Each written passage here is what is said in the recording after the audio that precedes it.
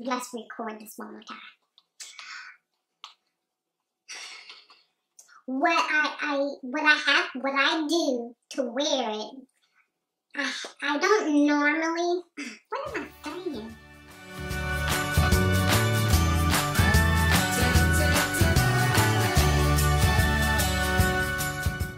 Hey everybody, welcome back to Life with Me. I'm back with another video.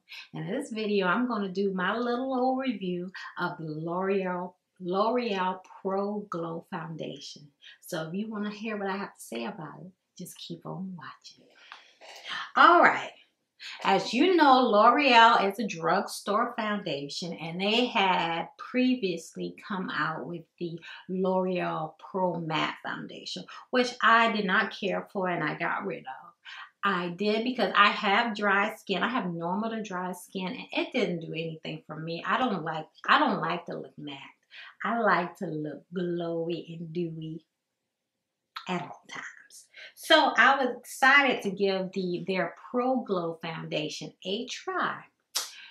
Now, first of all, I'm sure you've already heard many women of color say there's only 3 colors for women of color. L'Oreal has got to do, and all these drugstores and a lot of the high-end companies have got to do better. But anyway, they only have like 3 dark colors, and I have 2 of them.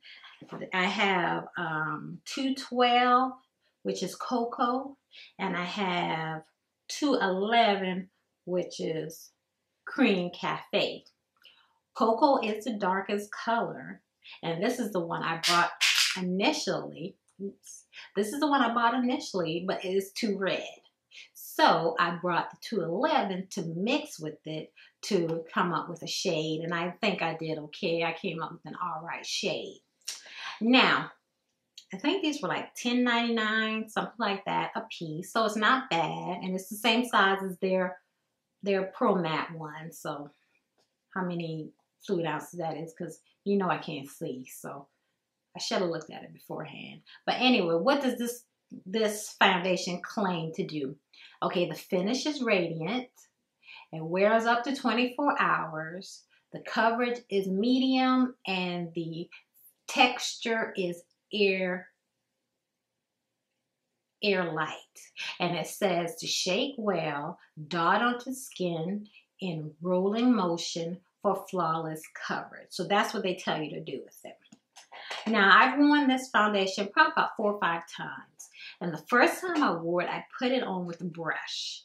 I thought I was going to throw this away. I did not like the finish it gave me with a brush. So I started using my beauty blender. And that made the difference. I like the way it looks, you know, after using the beauty blender. I do feel like it's radiant. It's not overly radiant, whereas you're greasy or anything like that.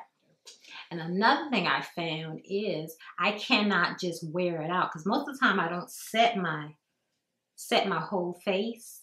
Most of the time I just set, you know, where I conceal it to highlight, and I do not set the foundation because I don't want to take away from the radiance or the glowiness. But with this one, I have to do a little dusting of powder, just a little bit, because without it, it still does not look right. I don't know. Some people say it's moving on their face. Nah, I'm not a makeup artist, and I don't know all those terms and everything, but I know I don't like it without powder. I can tell you that, okay? I put a little light dusting of powder, and it does not take away from the radiance or anything like that. I really like this look. And I don't know about the 24 hours. And coverage, yes, it is medium, but I think it is buildable to high. But, you know, it's in the summer. You don't want to have on all that foundation anyway. But when it comes wintertime, I believe it is buildable to high. I mean, like I know, but I think it is. Okay, I think so. And it's air light. Yet I do not feel like I have anything on my face. So I really like this foundation, and I am going to continue using this. I think it's a great foundation. I am going to continue using it. I just hope that L'Oreal will see that Black people or women of color or whoever wears makeup who are of color, they wear foundation and they need a color range too. Everybody is just not brown. Everybody does not have the same undertones. So just take that into consideration, because we buy your products too, and we want to feel like we are being heard and catered to as well. But anyway, that's my review, and I'm off my soapbox for this foundation. Thank you all so much for watching, and I'll see you in another video.